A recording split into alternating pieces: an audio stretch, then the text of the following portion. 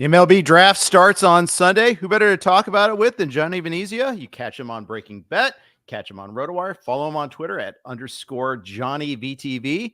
All come up next on the RotoWire Fantasy Baseball Podcast.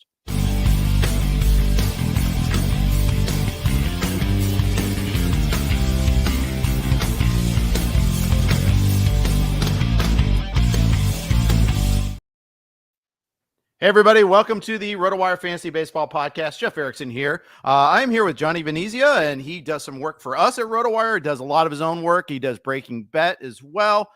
Johnny, the draft is coming up. We're watching Paul Skeens. He's working on something special right now against the Brewers. This is why we watch college baseball, why we care about this, seeing these guys join the program here. Great to be joining with you, Jeff. Yeah, absolutely. You know, Dylan Cruz said, if you want to be a great player and get to the MLB, then you got to go to college. What I say is if you want to be a great MLB handicapper or fantasy expert, you got to watch the college game. And, you know, we've just seen so much talent in the last few years come from the college side. And we got guys going right now. Paul Skeens doing something pretty incredible at the moment. And, you know, he's just one of the few guys that are really at this college level that are unbelievable. Yeah, absolutely. Absolutely. I mean, last year was an incredible class, no doubt about it there. I think that's one of the things is like you see that special class come in, you get so pumped. I'm in a score sheet league where we draft guys at our supplemental draft in June. Can't wait to get a taste of that. The RotoWire Staff Keeper League. I've got another one called the XFL where we can draft college players when they're still in college. Hell, I could draft them in high school and junior high if I wanted to, or players in Japan. It's good to know these guys, get them before they become expensive. Yeah, I mean, you know, that's the thing. It's like buying Microsoft in the 80s. You want to know these guys that are going to be great before everybody else knows about them. And, you know, even somebody like we're talking about, even somebody like him, you know, nobody really in the mainstream knew about him until the second half of April last year. So, you know, this is a guy that was generally unknown to anybody not following college baseball, you know, in 2022 or even the beginning of 23 before his LSU days really took hold. And, you know, he was flying under the radar just a little bit to the mainstream community because, you know, college baseball is not that well known. But then, you know, once it's got out, then people start locking in. But, you know, this is just something that it's a must if you want to be, you know, at the top of the space in fantasy or betting when it comes to baseball. Yeah, literally flying with the Air Force there too. So, you know, that's part of it there. This year's class isn't as highly touted as last year's. Last year's was ridiculous. Where does it rate for you, generally speaking? I know I don't want to compare it to last year, but just generally, is this a strong class, lower, lesser class, medium? What do you think? Where do you think it rates? I think it's a matter of opinion, what people think, whether it's strong or it's weak. I happen to think it's a pretty good draft class. I think it's balanced. There's a lot of college talent in terms of pitching and hitting. I do think the pitching is a little top heavy, but, you know, the thing is coming into the year, there was a lot of pitchers that projected to be first rounders that had down years that are going to slide out of the first and probably out of the second round. But hitting wise, I think it is pretty balanced. I just feel like because there's no Skeens or no Wyatt Langford this year, people have, or even Dylan Cruz, people have kind of already written it off as being a weaker class. And I personally don't think that's the case. I do think it is more opinionated, but I'm of the belief that this is a relatively good draft class. All right, cool. And I hope that's true because I got a lot of early picks coming up here. I've actually got two players in that one league I talked about. It's the XFL. It's 15-team league. We have 40-man rosters, but you only keep 15 players every year, and that includes prospects. So you really have to make some tough calls.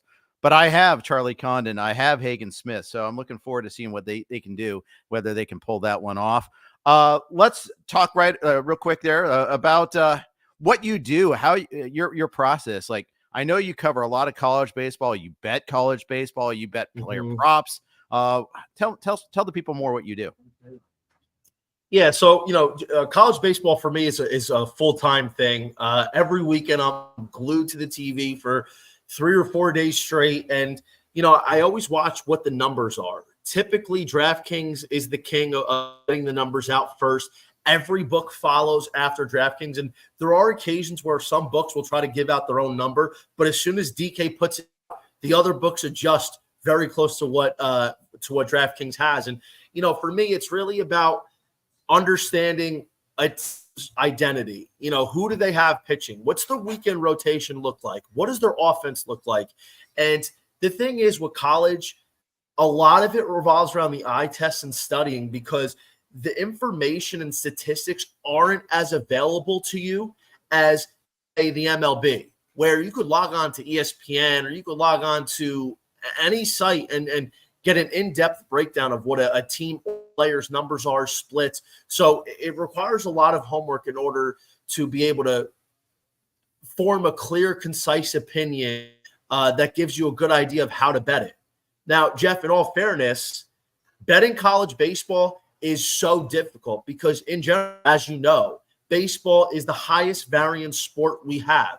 Then you throw in college guys who are amateurs, bats. It's very difficult. But, for me, I have to do a lot of homework, and that requires watching a lot of games and getting a feel, and just, you get the eye test, seeing if a guy is legit or he's struggling or where the shortcomings may be coming from.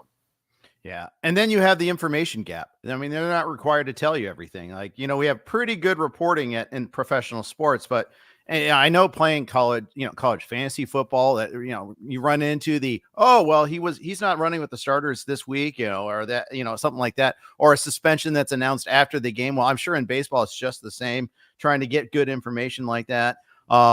It's got to be tricky. I know there's that college coach that got in big trouble for trying to leverage some of that information one time, calling from the stadium in Cincy, to Brad try to. Yep. It's still the reporting aspect of it's got to be much harder for you too. That's one of the biggest things, and that's something that I've been calling for, and I called for it aggressively this year. The biggest thing is teams not announcing pitching.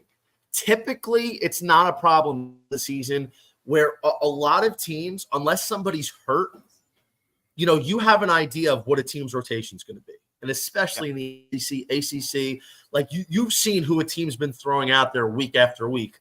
Really it's when it comes down to the season when guys are on short rest. Is this guy going to go? And then you have to play a guessing game. That's where it's a problem, where sometimes you don't the starting pitchers till 10 minutes before opening pitch. That's something I've been calling for to be adjusted. Like, give us at least a 6-hour window to let us know when a guy is going. But in order to kind of combat that handicap, you have to narrow it down, deductive reasoning, who's the guys that are likely to go, and then kind of handicap it that way. But you're right. The information is a lot far fewer in between. So that's really where some of the difficulties come, but usually it's not that much of a problem because you have a pretty good idea who's going to go. And most of it revolves around the pitching, especially in the sport of college baseball. Yeah. You're down in Florida. You're in the heart of it. You get a lot of SEC and ACC coverage.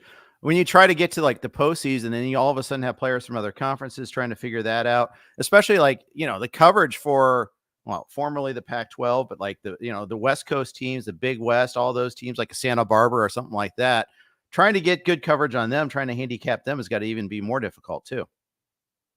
Yeah, the Pac-12 is tough. First of all, it's not as watchable. Like you could get the Pac-12 network, but for me, how many subscriptions am I going to get? I have the ESPN Plus. I have the Flow Sports, which is only really good for the first month of the season. And Pac-12, I watch here and there, but the thing is that the talent generally is not as good in the Pac-12.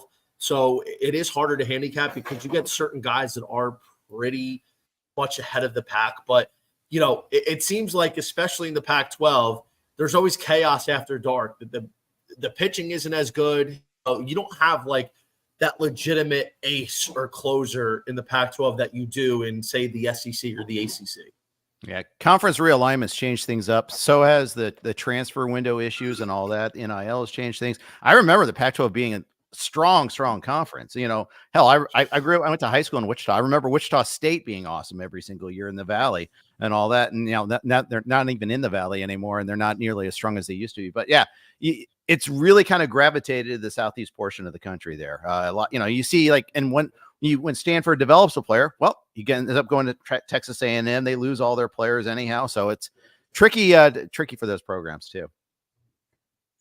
Yeah, I mean, the transfer portal, the NIL, all that stuff changed the game. And, some of it's fun. But I understand why coaches, especially the old-fashioned ones, Gilmore, a perfect example, who was a Hall of Fame coach for Coastal Carolina, just retired after this past season. He was very, very vocal about hating NIL and the transfer portal, how it's kind of ruined the game. But, in all fairness, I like to see players kind of know their worth and have options because they've been exploited by universities for 100 years.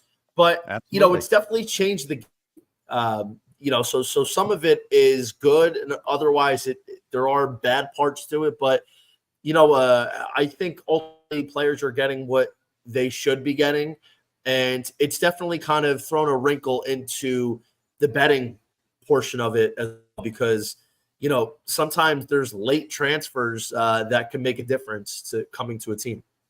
Indeed. One more macro question before we start getting into the players themselves.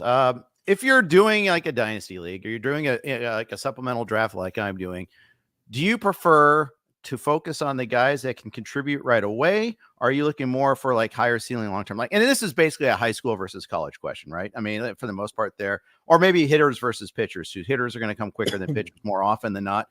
Paul Skeens being the big fat exception to that one there. But for the most part, what's your preference when you're looking for those? Like, do you prefer the immediate guys? I think it's a case by case. It's a mix of both. It's really who I think is going to be good for a long period of time. There are guys who I think high school wise, it's a lot harder because high school takes a really long time, and a lot of people don't want to wait 5 years from high school to come up and then find his way. So typically, I do gravitate more towards college. And even then, there's some where it's like, all right, they're going to need some work in order to really kind of scratch that potential that they have. I do like guys that have the higher ceilings, but ultimately, I would prefer to take somebody that I know is going to be up in the league in 2 years rather than have to wait 4 or 5. But it is a case by case, and it's definitely something where you have to weigh timelines as opposed to ceilings and so forth. Indeed. By the way, Skeens is out of the game. It's Holderman in there now. Holderman has given up 2 hits. So no hitter, but Skeens was awesome again today. Just want to throw that out there for those who are tracking on that one. Man, let him pitch the 8th, but I get it too. You got to protect. Jones is already on IL. Falter's already on IL. They don't want to overdo it. You know why they did that? Because if they threw him out there for the 8th with only 97 pitches and he goes, say, 12 pitches and keeps the no-hitter intact to the 8th, then all of a sudden he's approaching 110 pitches. Then he might need 20 pitches to get out of 9th to get a no-hitter, and then they have him throwing 130 pitches as opposed to 97. So that's why they did it. If he came out 8 no-hit innings, then they're basically obligated to let him go. Yeah, they're pot committed at that point. I totally agree with you on that one there. Absolutely. And then we have, Augie Garrido all over again. They're trying to run people into the ground, but you want to go old school Texas Texas manager there. All right. We're going to talk about this draft class specifically. But first, quick note from our sponsors. First, our friends at DraftKings have the Pick 6 app. Did you ever play the over-under game with your friends? Think I can eat that slice of pizza in under 30 seconds or know that I'll take you over a minute to down that 2-liter? If you have, you're going to love Pick 6, the new fantasy game from DraftKings. Here's how to play during baseball season. Pick between 2 and 6 players and choose if they have more or less of a stat, like runs, hits, strikeouts, and more. Track your picks and play against others for a shot to win huge cash prizes. That's all there is to it. Download the DraftKings Pick 6 app and use code RWPicks. New customers play $5 and get 50 in Pick 6 credits. That's code RWPicks for new customers to play $5 and get 50 in Pick 6 credits only on DraftKings Pick 6. The crown is yours. 1 per new customer. Non-withdrawal Pick 6 credits expire in 6 months. Limited time offer. Gambling problem? Call 1-800-GAMBLER. 18 plus in most eligible states. Not available in all states, including New York and Connecticut. Eligibility restrictions apply. Void where prohibited. See terms at pick6.draftkings.com/promos. Also, we're on the Blue Wire Network. Here are their ads. Thank you to the Blue Wire Network, as always, for providing a host for us to host our podcast. I'm here with Johnny Venezia. We're talking about the MLB draft and some in college baseball players coming into the draft this year. And like for the most part, Johnny, this year, the top projected picks are almost all college players. Yeah, I mean, the high school talent is pretty solid, but at the end of the day, you really got to be in a weak college class, or the high school players got to be like Mike Trout in order for a high school to go one. We know Jackson Holiday went 2 years ago. Hitting wise, it wasn't the strongest draft, and a lot of it has to do with something people don't realize in the MLB more than any other draft. There's something called slot value. So each pick is assigned a certain slot in terms of dollars. Now, ideally, the team wants to take the cheapest player so they have enough money to fill out their entire draft and pay everybody. So what can happen is ultimately the best player might not go number 1 or number 2 because they might cost too much. Whereas you can get a good player and save, say, $1.5–2 million on him because he's willing to take less money, and therefore you're willing to do that. Now you have to weigh the balance of financial versus, if you're going to take the best player, for instance. Indeed. And you hear about the signability picks sometimes before, and some teams do a better job of leveraging that. I was reading Keith Law, and he thinks it's a bad year to do that, to try to, maybe get a cheaper first round pick so you can kind of buy players later in the draft. So, because, have your certain amount of draft budget.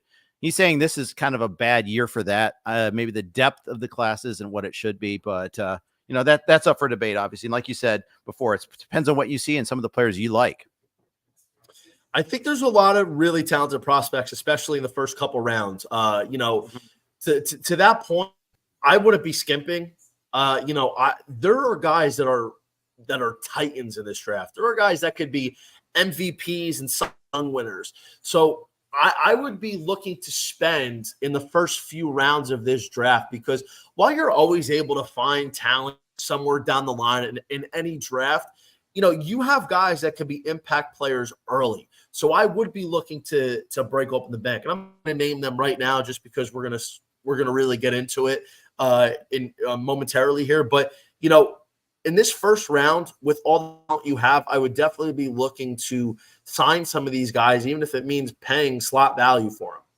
I agree. I think that's the way to go too. I think that the teams that skimp like early, especially if they have one of those top 5, top 10 picks, and they try to do that. Well, usually it used to be the Pirates. They're finally cured themselves with that. It rarely works out.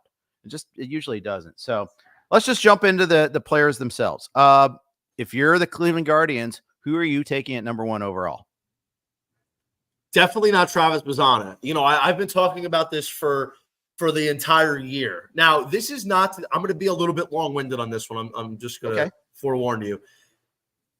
I think Travis Bazzana is very good. I think he's going to have a very good future in the MLB. I think he's all-star caliber. I don't think he's MVP caliber. He's 25-25, 310 average, solid second baseman. Defensively, he's not great, but he's not bad. I think he's okay. He's good enough. And the fact is, Bazzana is not only not the best player in this draft, he doesn't have the highest ceiling. He's got a high floor. He's got a high ceiling, but not the highest. And you can make a case realistically for anybody that's watched college baseball extensively. He might not even be the 7th most talented player in terms of pure upside in this draft. And you just have an opportunity to take a guy like Charlie Condon or Jack Caglione, 2 guys that play great defense, versatile, guys at 40 to 50 home runs in any given season. Cags, if any team allows him an opportunity to pitch at the MLB level and he could succeed, that's an added bonus. And then you look at a guy like Chase Burns, who I was on record last summer saying I think Chase Burns has a higher MLB ceiling than Paul Skeens. I think Chase Burns is a guy, when you consider Cleveland, a team who has homegrown prospects for the last couple decades, I think the Guardians, who have been lacking a true ace for the last half decade, are looking at a guy like Chase Burns and could grab him. And, I think Burns is going to be up in the big leagues next year. Same way as Skeens. Chase Burns, in my opinion, has the second best slider in all of baseball, regardless of level, only behind Dylan. This is a guy that gets up to 102. His body frame is not even filled out. Burns was a well-known prospect coming in. Nobody knew who Skeens was before 2023, really. So I think when you're looking at all these options at the number one pick, and I'm not forgetting about J.J. Weatherholt, a guy coming into the year was really regarded as the number one overall prospect. But because he got hurt and he missed half the time, where, by the way, he's still batted over 330, he's a guy who's got second base, shortstop, third base eligibility. He batted 450 last year in the country. And because he got hurt in the draft year, due to recency bias, people fell out of favor with him just a little bit. I don't think Bazzana should be going 1. Personally, I think Jack Caglione should go 1. For a generation that's obsessed, Jeff, with Shohei Ohtani, you're getting a guy that hit 35 home runs this year, 33 last year. He struck out 25 times this season while batting 420. He hits shots over 500 feet. He plays gold glove defense at first base, and he's got the potential to be a number 2 or number 3 pitcher for a major league roster if some of his details get ironed out. And he's let him overall pitch? Well-rounded hitter. I would give him a shot. Why wouldn't you? He's a guy that can get up to 100 miles an hour as a lefty with a good slider. There are issues with him as a pitcher right now that I think have to get worked out if he's going to have a legitimate shot to succeed. But it's worth investing in just to see. Because guess what? Even if he doesn't pitch or he can't hack and the team just doesn't want to take away from his offensive prowess, this guy that is good enough to go 1-1 off offensive game alone. This is a guy we could be seeing hit 45 home runs and batting 320 in the major leagues while winning a gold glove at first base. Yeah, my concern pitching-wise was he was losing velocity, especially in the postseason there. And, some of that has to do with short rest, obviously.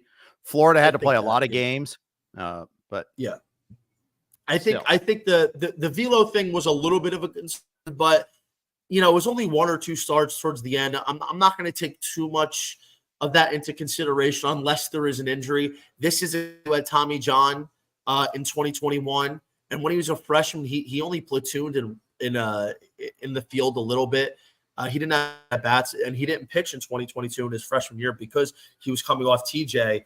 But I think it's worth investing, and even if you scrap the pitch, which I don't think is going to be a right away decision, you're getting a guy that very well I think is the best player in the country and might have the most offensive upside.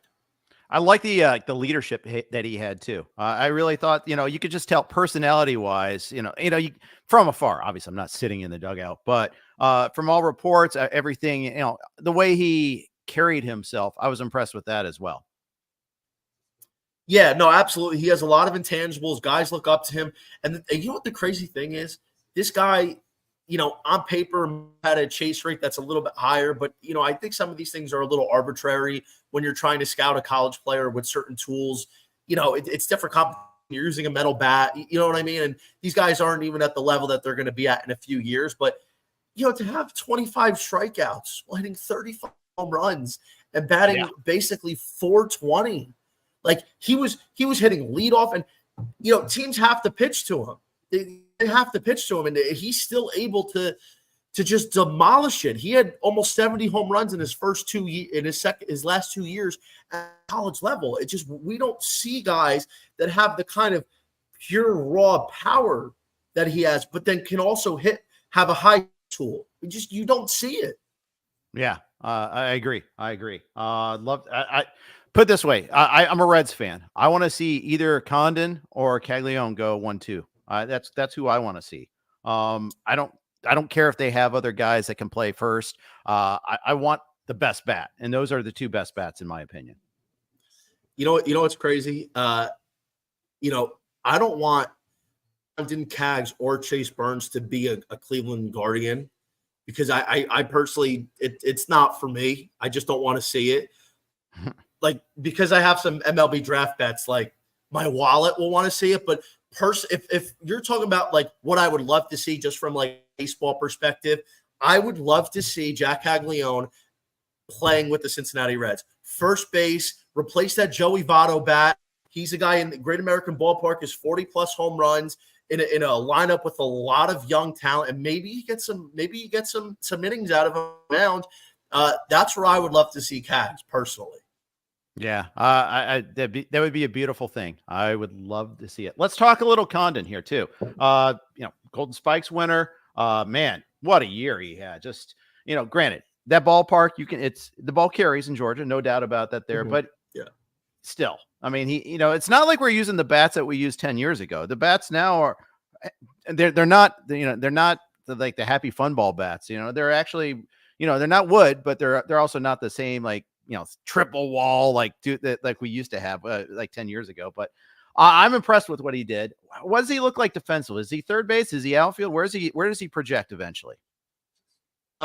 Condon, he's 6'6", so I don't see him being a third baseman, in the big leagues full time. I mean, listen, in a pinch, maybe you want to get him some reps. Somebody needs a breather. He could play third base, but quite frankly, more as a corner outfielder or a first baseman, which is weird because I think he spent a lot more time at first base last year. He was playing center field a lot this year as well. So I think corner outfield or first base is where I would project him at. But, this kid really doesn't have many weak spots at all. He's one of the most sound players in the entire draft and one of the last few. And, it's funny, early in the season when he started off on the heater, there's being a lot of side-by-side comparisons to like Wyatt Langford's offensive game. Obviously, body types are a little bit different, but, the way he swings the bat, the way he coaches, and the pure power is very interesting to see. But I think Charlie Condon is going to be, he's going to be a great player. And he's just really starting to come into his own. He's not a guy that was really regarded. I'm sure everybody's read the article at this point where he was overlooked. And, it was almost a miracle that Georgia even got him for the 2022 season. Yeah. For a redshirt freshman. But Charlie Condon's a guy I watched extensively over the last couple of years. I actually won a 15-1 Golden Spikes ticket on him for this season. So I was rooting hard for Charlie Condon. He had 37 home runs. He batted over 430. This is a guy, he's got every bit of a case to be the number one pick as well. But again, I don't think you go wrong whether you go Cags or Condon number one or Chase Burns. I think Charlie Condon's a guy that is going to have a case to maybe win some titles. I do think, there is some tendency at the next level to be a little bit swing and miss. But, I have nothing things to say about Condon. I'm really looking forward to him being a pro. Nice. We're going to talk a few more players here, but first, quick note from our friends at Home Run Forecast. Can certain weather conditions lead to more home runs? The atmosphere can affect how far a baseball flies by 20%. Home Run Forecast measures the weather conditions at a ballpark to tell us if the atmosphere is good or bad for ball flight during a game. An index value that rates the air is created for each game and ballpark and is displayed on a scale from 1 to 10. Home Run Forecast premium site offers index values by the hour for each game, 24-hour forecast, wind direction and speed, and whether the roof will be open at certain stadiums. Home Run Forecast is offering a special for the start of the baseball season and for the rest of the baseball season. You can get access to the premium site for only $28, a savings of nearly 30%. Go to homerunforecast.com/rotowire now to sign up. Here with Johnny Venezia, I want to go back to the pitchers. One other comment on Chase Burns before we talk a little Hagen Smith. Burns, it's amazing. Sophomore year, he gets bounced from the Tennessee rotation. He has to transfer to Wake, and then he becomes like him or Smith now become the first pitcher in the draft. It speaks to your point that these guys can pop up pretty quickly. Yeah, Chase Burns was he was a very highly regarded recruit coming into Tennessee, and his freshman year he was awesome, and you just saw the potential that this guy had, and then he struggled as a sophomore in Tennessee, and Tony V removed him from the rotation, put him more as like a hybrid closer, and he succeeded. He looked great. The stuff made a huge jump. I think there were some irrevocable differences, I should say, with Tennessee's brass and Tony V. And, from my sources, originally he wanted to transfer to Vanderbilt, but Vanderbilt didn't want him. And the only place that would really take him was Forest. And I think that was the best place for him, honestly. Wake Forest is known for the pitching lab. You've seen over the last few years how Wake has been able to just turn up the volume on guys like Rhett Lauder, Josh Hartle, even though he had a down year this year, Seth Keener, Sean Sullivan, Burns. So, it was really the best place. And Wake was a team that was able to get the most of him. And you saw the velo jump consistently, where he was frequently at 99 to 101 and occasionally touch 102. The slider is demonic.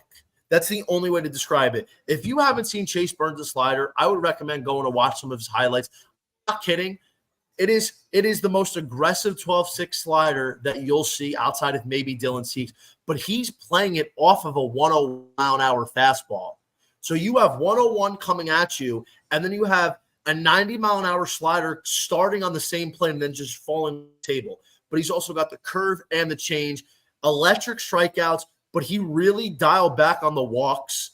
And, the bugaboo, Jeff, like most power pitchers, is the home runs. It's a bravado thing. I think I'm going to sneak 100 by this guy. And, guys are just too good, even at this level.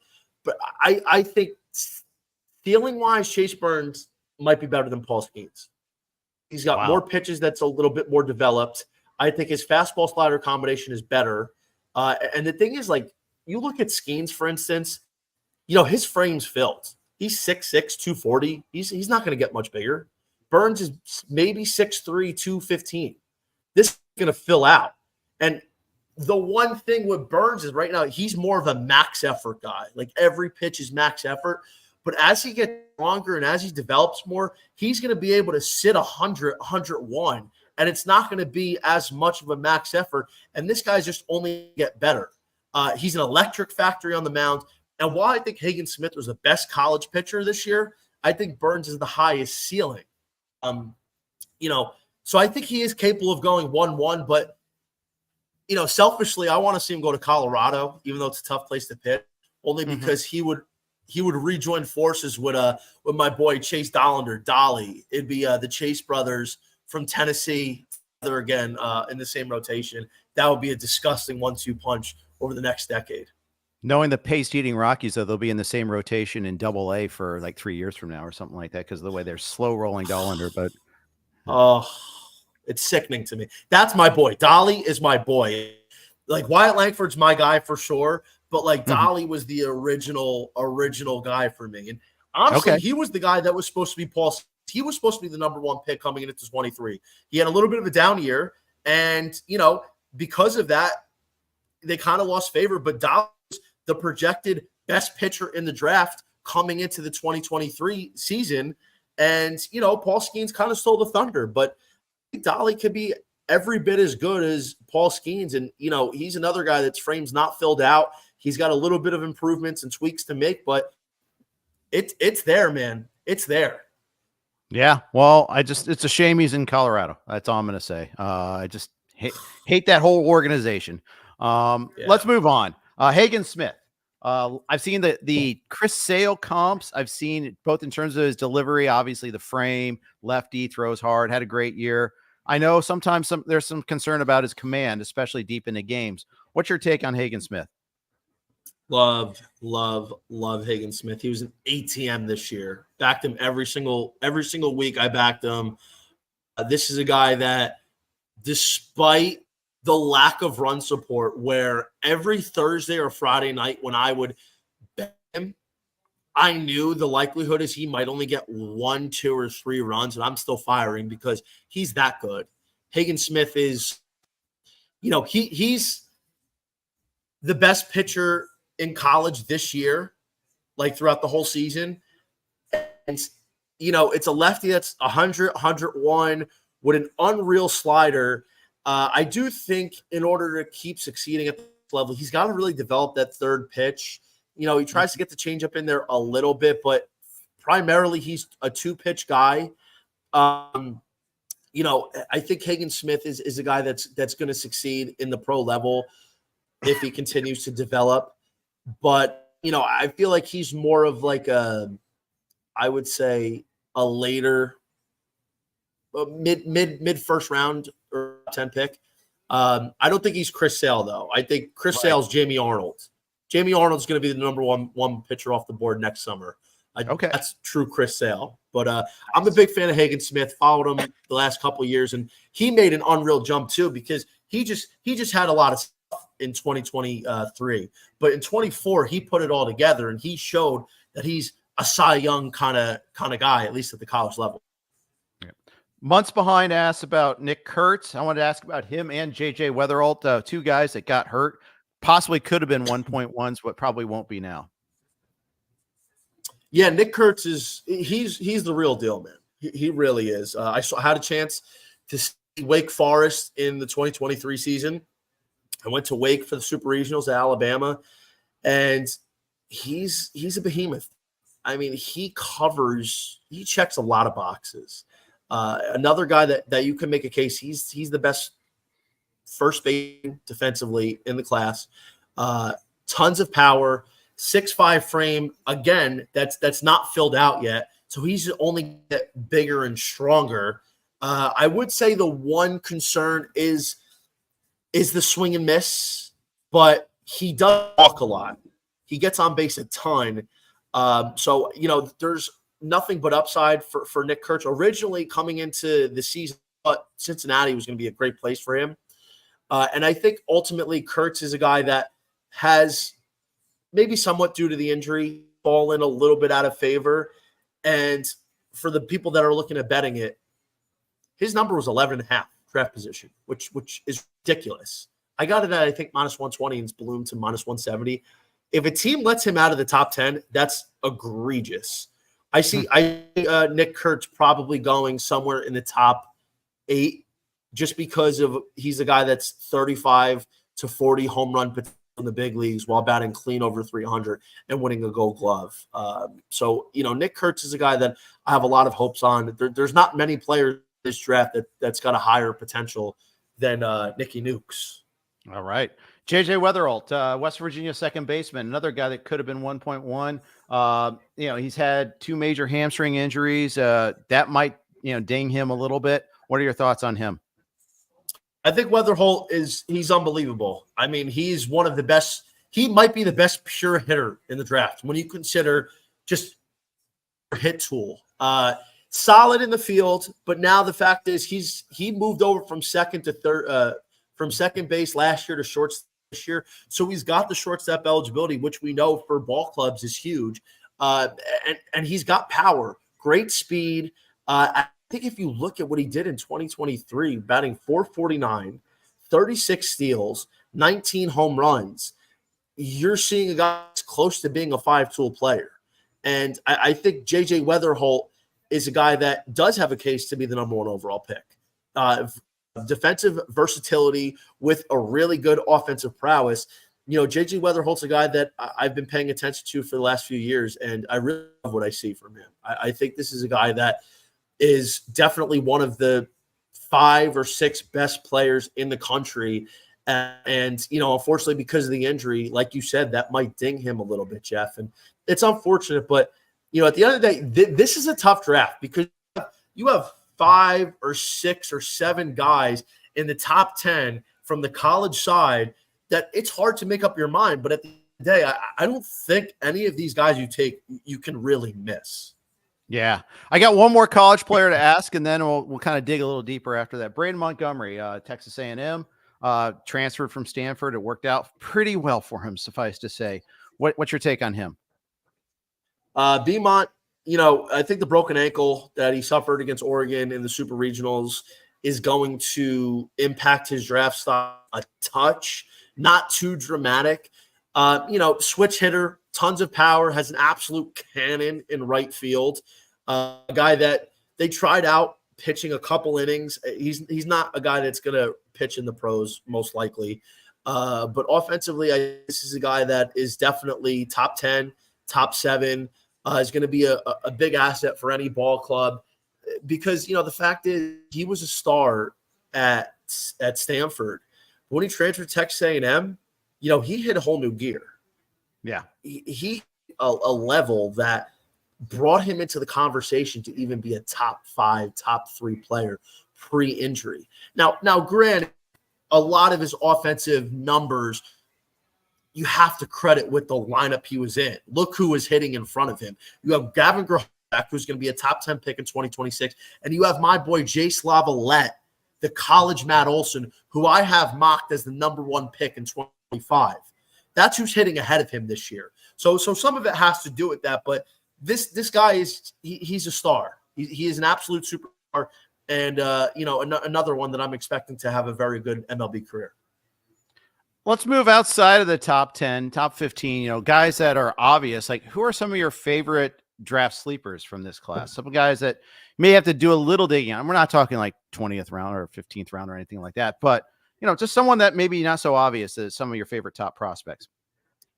Well, it's hard because I think he is a top prospect. He's not being viewed at. I think Vance Honeycutt is arguably the most talented player in this draft. Vance Honeycutt is 5 tools. As 5 tools come, if there's one player, you ask me, if there's only one guy you could say he's 5 tools in this draft, it's Vance Honeycutt, the best fielder, period, in the country, in the class. He is Mike Trout in center field. He's a vacuum. He robs more home runs than Trout did. He's next generation Trey Turner with a splash of Julio Rodriguez. He is a 40-40 caliber guy at the next level.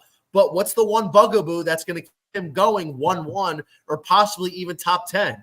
It's the swing and miss. It's the strikeouts. I don't really understand what the problem is, why his approach is a little bit more feast or famine. But again, this is a guy that batted over 300 this year. I think if an MLB team is able to cut his strikeouts or swing and miss in half, it's a guy that we might look back at in 10 years and say, this is the best player of this draft class. This is a guy that I think can win an MVP. This is a guy that I think is going to be a fantasy asset. You're gonna have to deal with the strikeouts, like almost every young player coming into the league in the first 2 or 3 years has a bad strikeout problem. It just happens. But Vance Honeycutt's going to be a guy where he's going to be a league winner. I think the fact people in that are making mock drafts are disregarding him, and right now his draft position is set at 18.5, which is criminal. How could a team pass up on a guy with this much upside? I genuinely don't understand it. LSU and West Virginia would agree with you on that one there, given what he did to them. He came up in the clutch a lot too. That's one thing I did like seeing quite a bit. I love seeing what he did. All right.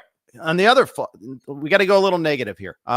Who's someone that's getting a lot of buzz, getting a lot of hype that you're taking, like you'd bet the over on his draft position, someone you maybe steer away from? I mean, to be honest, I think, when you look at somebody like Ryan Waldschmidt, I'm not saying he's a bust by any stretch of the imagination, but Waldschmidt's picked the outfielder from Kentucky. He's picked up so much steam in the last few weeks because of Kentucky's success and their run to the College World Series. And, he had a great year. He was a 20-20 plus guy. He had a high average, but that doesn't always translate in the big leagues. So I think, Ryan Waldschmidt, that I think can be solid, but, he's picked up so much first round talk where, even a month ago, even probably early May, nobody was even looking at, or 2 months ago, nobody was looking at Ryan Waldschmidt as being a legitimate first rounder. What was one of the most bizarre things about Kentucky was they don't have a definitive first rounder on that team that they had this year. Now, Waldschmidt's being talked about as, I think even if he goes that high, I just don't see him living up to, a first round billing. I think he could be solid. Okay. And then another one is Carson Bench from OK State. Same kind of boat as Waldschmidt, where I think he could be solid, but Bench is regarded even in the winter as a guy that's top 15, top 20.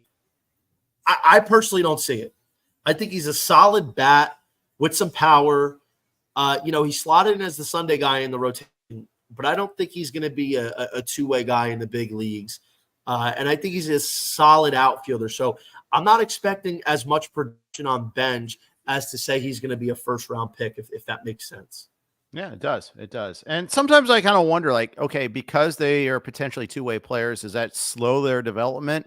Does that slow their ascension to the majors and all that? And if so, usually in that case, I'm usually kind of a little extra wary of them. I mean, yeah, we have Ohtani and he's been amazing, but there's been a few other two-way players that haven't really kind of fit the bill, and they've kind of shortened both categories. I'm trying to think who's the Rays guy I'm thinking of that everybody was all over. This is great podcasting when I'm forgetting a name like this. But the couple of these two-way players that became zero-way players eventually. That was the problem. It's a tough thing to do. Yeah. Two-way players is a very difficult thing to do. That's why Ohtani makes it look easy. Yeah. Everybody, a lot of people growing up are two-way players, but it was never really a thing as you get higher that, let's focus on two different things. Let's just be great at one thing. Yeah, exactly. I'm trying, it's bugging me that I can't remember. Brendan McKay. That's it. That's the guy I was trying to think of there.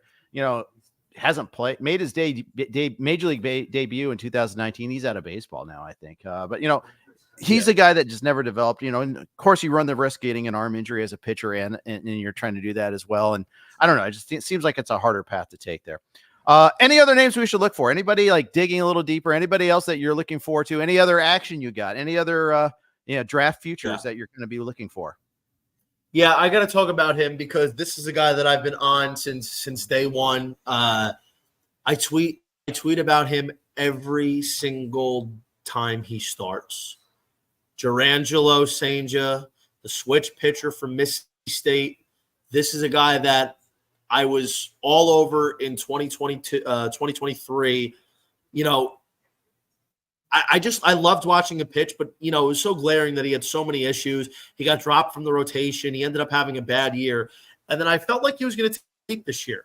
Now, Jurrangelo Cijntje being a switch pitcher, his approach this season coming in was primarily right-handed. And he would go matchup based when he would go left-handed. Now, in the first half of the season, if he threw 100 pitches in a game, he's throwing 70 from the right, 30 from the left. There was a couple lefties in the bottom of the order that he would game plan for to lefty, but then in the second half, he was primarily righty. Now, the thing is, I think in the big leagues, there's a realistic chance that he might land in the left-handed side altogether. By the way, he's throwing 95 from the left side, and he's throwing 98, 99 from the right. But the quantum leap that he made from last year to this year is unreal. It's one of the biggest leaps any player has made from last year to this year. He was unreal. The stuff looks fantastic. He cut down on the walks big time. It is still a problem, but he cut down big time. Strikeouts went up. He was able to go deeper into the games. He was able to handle the moment. And I'm just so impressed with him. And I've been talking about him, like I said, for the last 2 years, but especially all season this year before every start. And I would make a priority to bet him because a lot of times, when he was the Sunday pitcher early in the year, but then when he got moved up to the Saturday spot, Mississippi State was an underdog for a lot of those starts. You really had a lot of plus money with him, but nobody was really talking about him until MLB and ESPN came out with an article about him in mid-April, which was, by the way, 14 months late on when he first made it up to Mississippi State. But really not in early May did he start catching the draft hype and the wind. And then it kind of knocked into, him with the success he was having into even considering being a first-round territory.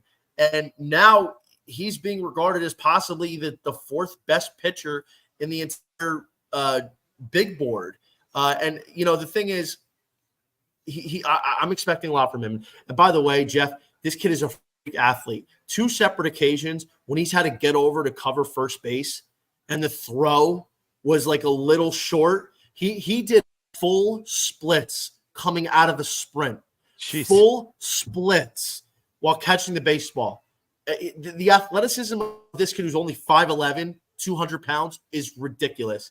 But, he was 20.5 on the draft position. I took over because I think the hype and the exaggeration is a little bit too much. I would probably project him more as a mid to late 20s. My hope is the Rangers get him at 30 and pair him up with my boy Wyatt Langford. Okay. That would just yet another fun young player for the Rangers. That's why the Rangers are so beguiling this year is because Langford got off to a slow start. He's raking now, obviously. Evan Carter's still hurt. They've had all the pitchers get hurt, but they're going to be good next year again too. It's going to be fun to see these guys. Yeah, I mean the Rangers, get the championship. I feel like you get the championship now. They kind of got the monkey off their back where they still have talent in the farm system. The 30th pick, they're going to have such great options this year at pick number 30 to take a meaningful impact guy for possibly to be called up within the next couple of years. And, I think Texas is in a really good spot. And, we didn't even talk about a lot of guys that could be first rounders that should be, like Blake Burke. Blake Burke's a guy that I think realistically, who's being mocked at as an early second, could be a top 25 pick, or maybe somebody like, a Jacob Kozar, who could really be the first catcher off the board this year. And you have guys in the second and third round as projected that were so good in college. And obviously not all of them work out, but there's just so much potential talent that you're going to be able to get even a pretty good player, within the first 4 or 5 rounds of this draft, at least from the college side.